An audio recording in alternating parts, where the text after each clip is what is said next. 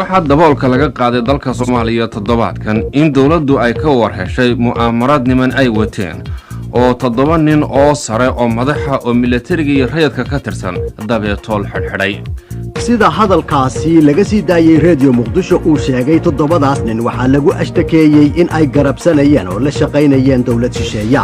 oo in kastoo la magacaabin lagu sheegay in ay cadow u tahay ummadda Soomaalida 7 nin waxa ay kala yihiin madaxweyne ku-xigeenkii hore ee saddexaad Brigadier General Ismaaciil Cali Abakor wasiirkii caafimaadka Major General Umar Xaaji Maxamed gudoomiye ku-xigeenkii fadhiga baarlamaanka Umar Carte Qaalib wasiirkii hore ee warfaafinta Dr. Maxamed Aadan Sheekh nin hore uga mid ahaan jiray golaha sare ee kacaanka Colonel Cusmaan Maxamed Jaale Maxamed Yuusuf Weerax oo ka tirsanaa guddiga dhexe ee xisbiga iyo Warsame Cali Faarax oo ka tirsanaa guddiga joogtada ah ee baarlamaanka si haddaba aanu u soo qaadno oo aanu wax uga sheegno dadka la xidhay iyo nimanka sare ee horay dawladda uga mid ahaan jiray iyo kuwa militariga ah iyo sababtii loo xidhay dadkaasi ayaa Cabdilaahi Xaaji oo ka tirsan laanta af Soomaaliga BBC-da waxaa telefoonka oo ku wareystay wasiirka maamulka iyo jaangooyada dalka Soomaaliya ee General Axmed Suleymaan Cabdalle oo iminka socdaal ku maraya caasimadda Talyaaniga magaalada Rome haddaba aan idinku wareejiyo Cabdilaahi Xaaji General Axmed Suleymaan Cabdalle waxaan ka waraystay dalka la sheegay in ay raggaasi la shaqaynayeen waxaanu magacaabay dhowr dal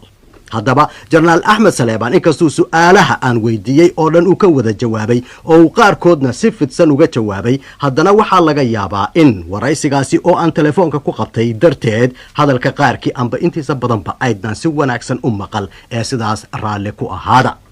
markaas anigoo waraysigaasi hore ka bilaabaya su'aasha ugu horeysa ee aan General Axmed Suleymaan weydiiyay waxay ahayd dalka uu Radio Muqdisho sheegay in ay nimankaasi taageerada ka helayeen waakee waxaanu ku jawaabay ama toos ha ahaato ama gudub ha ahaato waxay la shaqaynayeen Ethiopia iyo Russia iyo Gaddafi iyo Cuba iyo wixii la halmaana ee kutladdaas ee halkaa ka soo jeeda General Axmed Suleymaan rag kale oo loo soo socdaa ma jiraan mase waa intaasuun waxaan ogahay ma jiraan maxay ku dhacday in rag 13 sannadood ee kacaanku soo jiray la soo shaqeeyay dawladda in imika marxaladda ay Soomaaliya marayso xagga dhaqaalaha iyo siyaasadaba la qabqabto raggaas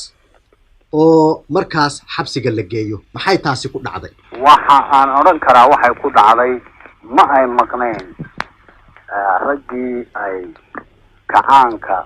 qaarkoodna soo wada dhaliyeen qaarkoodna muddadaa badan ay hawsha kacaanka ku wada jireen inay u dulqaateen inay la taliyeen markaan waxay noqotay xaaladoo qalafsan iyaga oo heerka duminaya kacaankii ka tanaasuli waayey yaa keentay markaa in tallaabadii maanta ay noqoto kamaaran waa in la qaado